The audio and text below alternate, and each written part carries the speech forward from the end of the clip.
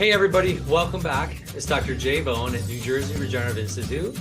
And this is part 2 of our Hyperbaric Oxygen discussion with Chris Neal, who's the CEO of MD Hyperbarics.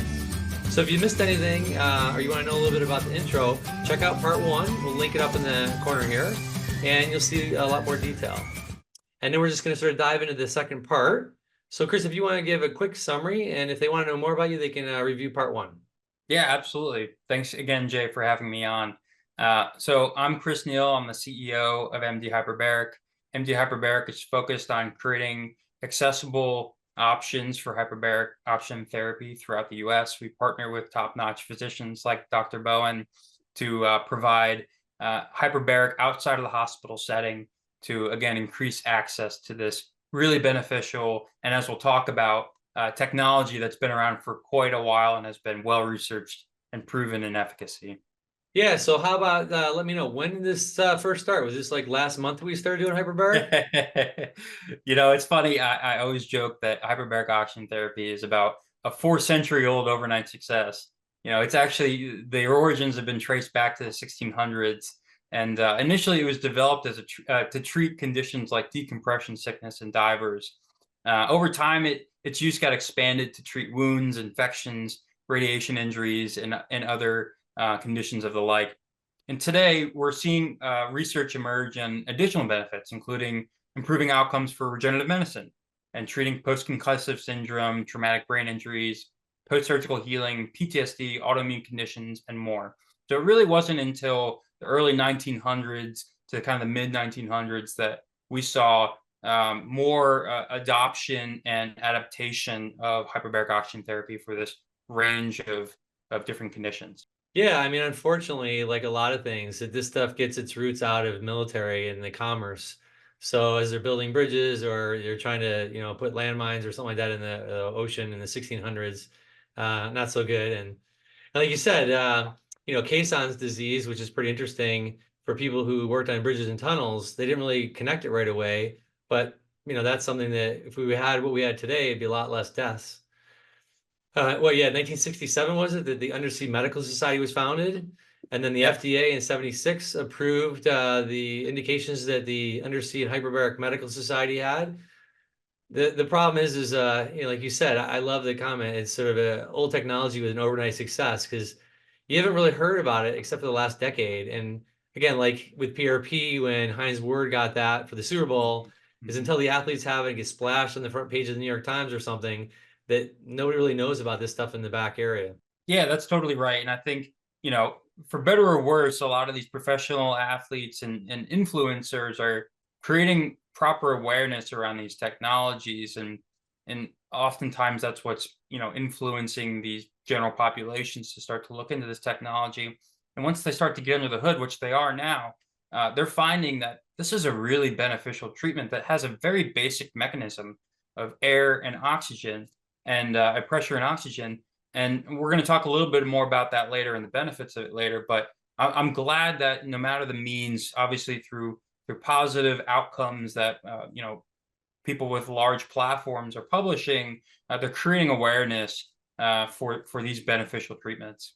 Yeah, just to caution everybody listening though too is remember, don't get your medical advice from somebody That's on the right. internet.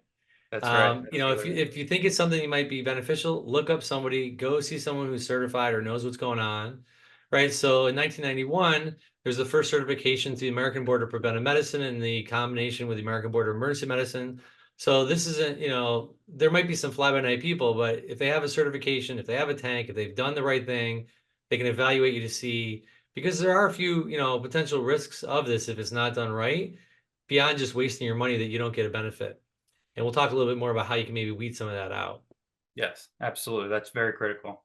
Yeah, so we want you to get better and we want you to learn about more things, but unfortunately, the industrial medical complex, as we're hearing about with multiple things and our new politicians, is, getting some shakeup, right? I guess we'll say it. And so this is somewhat, disruptive technology if it's especially outside those approved indications. And with anything disruptive, there's a lot of pushback. Yeah.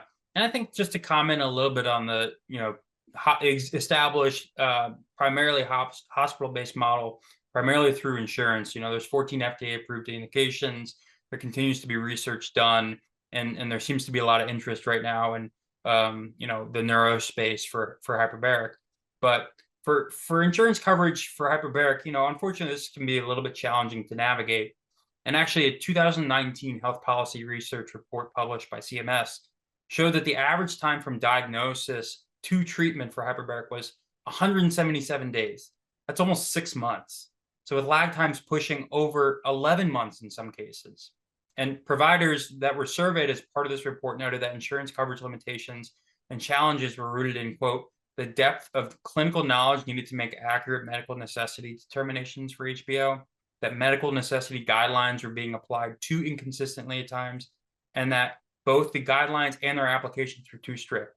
So you couple that with reportedly high denial rates, and that hospital-based hyperbaric services can range between $1,000 to $2,000 per sessions.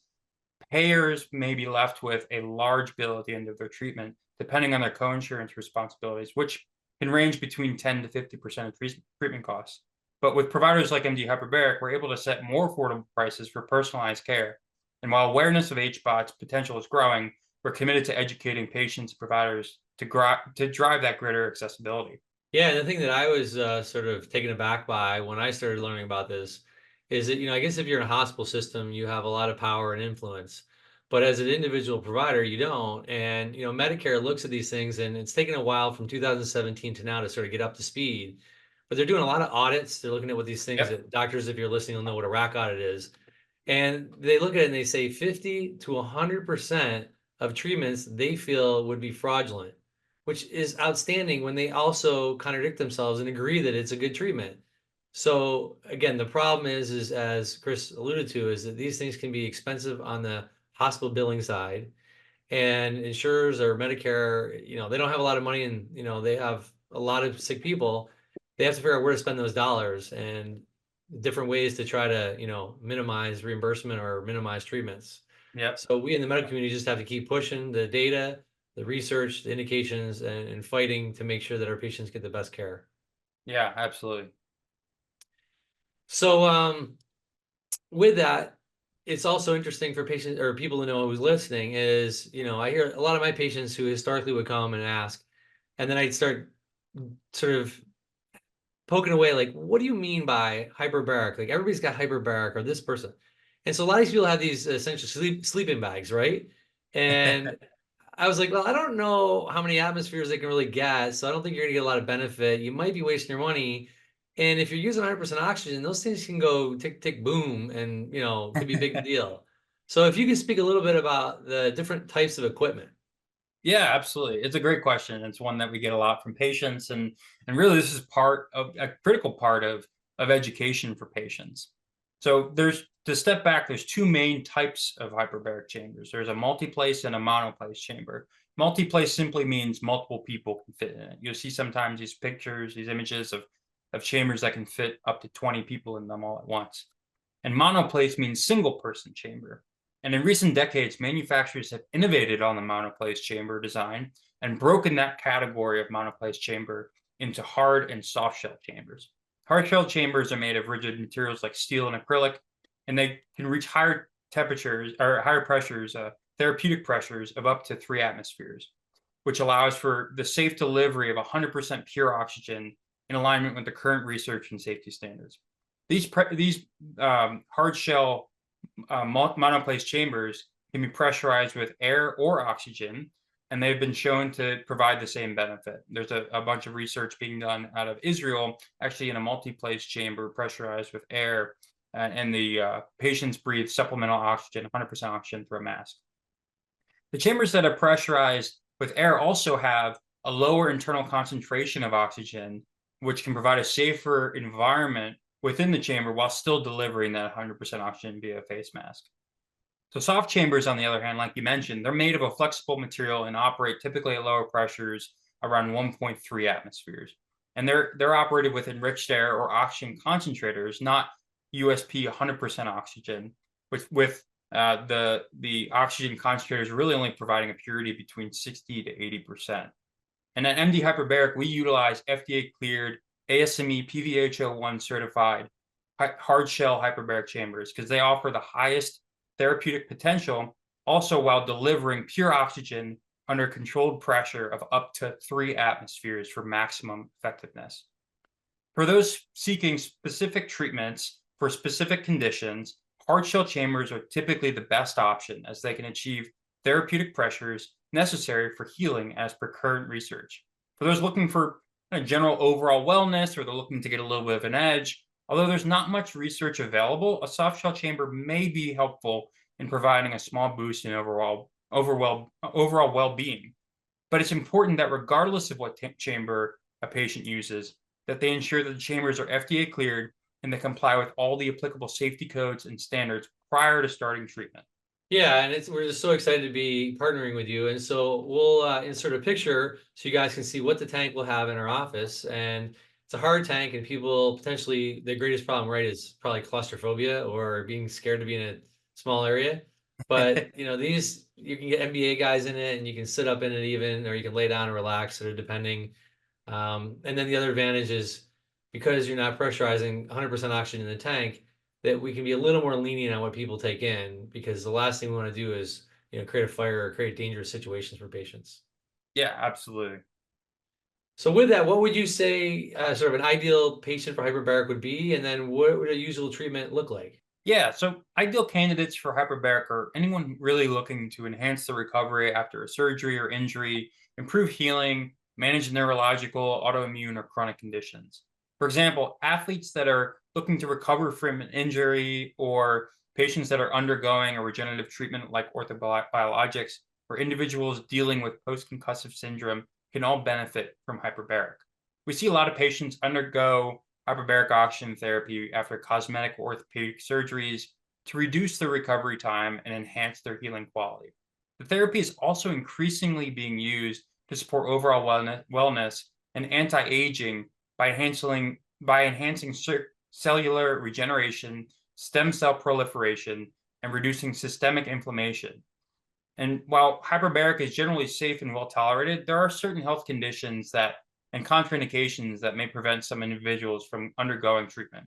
Patients with a history of untreated pneumothorax or certain surgeries or implanted devices may need further evaluation prior to authorization of treatment. And at MD Hyperbaric, we collect a comprehensive health history and conduct an evaluation of each patient's needs prior to recommending a treatment protocol. Yep, and each person has a well-versed physician at their locations. Yeah, yes, they're hands-on and they're really attuned to the patient's needs and to their individual health histories, which is really critical when determining a protocol. So what happens? I get locked up in this tank and I knock on the edge because I'm a little claustrophobic, and that's it, and I'm all great, or what happens?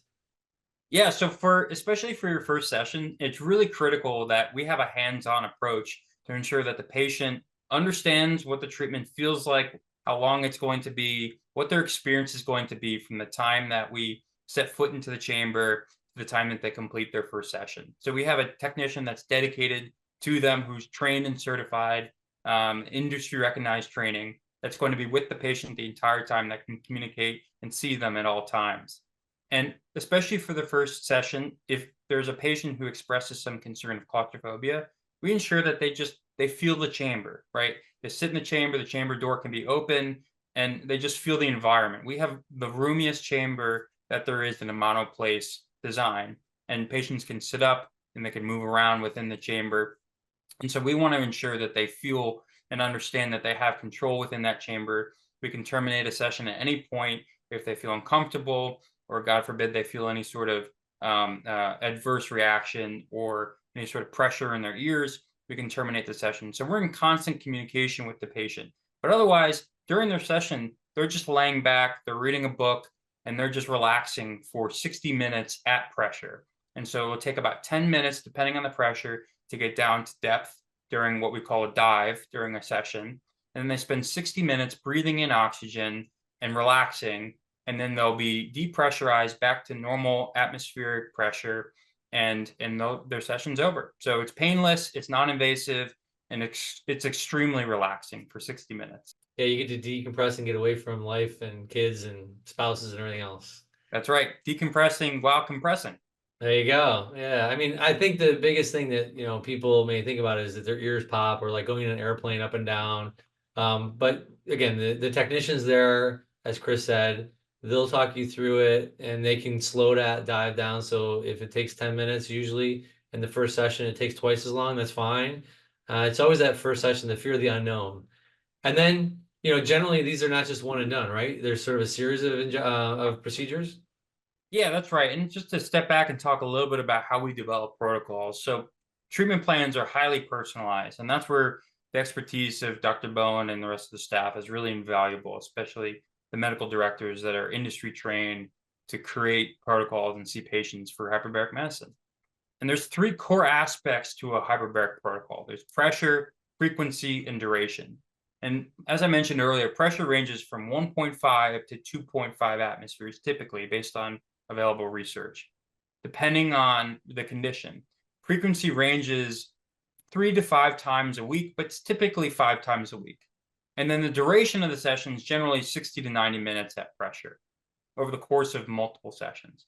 So a protocol is your pressure times your frequency times the amount of time that you're in that chamber over a series of sessions. And that protocol ranges from 5 to sometimes 40 sessions, depending on the condition, the treatment response, and the patient's health history. So to give an example, for a regenerative medicine patient who's getting PRP, we might recommend 5 sessions spanning before and after their procedure to optimize their healing and oxygenate those cells prior to the procedure. For those with a post-concussive syndrome, a series of 40 sessions can help reduce symptoms and improve cognitive function. And one opportunity within this partnership that's really exciting that you mentioned in the first episode was for us to collect data through data biologics, which will continue to help us refine our protocol and demonstrate HBOT's effectiveness across our various conditions that we see. Yeah, that's such a great thing that you're doing is that you've partnered with Data Biologics also. So all the different current ones you have and the other facilities that you're going to be developing over 2025, that'll ramp up the data. And again, as we've always said when we started doing regenerative medicine long ago, is that data is king, and that will help drive our treatment decisions on other people. And standard research costs a lot of money, takes a lot of time, and it takes on average 17 years to get from the research to actually practically delivering this finding to patients. And we wanted to circumvent that with data biologics to 4, maybe 5 years. And we might get insights even within, 12 to 24 months. So, that's what you guys who are watching can look forward to is that we'll have data coming out and we can refine these protocols to get the best treatment option for the patient, the most cost-effective way. So you might go to someone who doesn't know their data or their outcomes, and they tell you, hey, you got to do 40 sessions. And we may have looked at it and said, actually, 20 sessions is optimal. You don't need to spend that extra money. That's totally right. And that's just another advantage that partners with data biologics get is that they get valuable insights and also patient-specific, patient population-specific insights to what type of technology you use and the treatment response to that technology. So again, if you guys missed anything, you can go to episode 1, take a look at that. I have any questions or comments, put them in the comments below the video and we'll try to respond to those. Let us know if you liked it. If you like the content, hit that like button. You know what to do, right? Subscribe. It doesn't cost you any money. Helps us out a lot. Gets this information out to everybody. And then hit the bell notification for all the new stuff that we're trying to bring up and bring to you guys. So again, I want to thank Chris for his time and his vast knowledge and insight into this hyperbaric field. And hopefully it helped you guys to look for those things that might help your health conditions. That it will be that next step to make you feeling really better, unleashing your intrinsic ability to heal, feel better, have better quality of life, better function, and just enjoy life and your family. So again, thanks, Chris, and we'll see all you guys in the future. So follow us on socials with TikTok and Instagram and X and all the other good ones. And have a great day and look forward to the next time. Take care. Thanks, Dr. Bowen.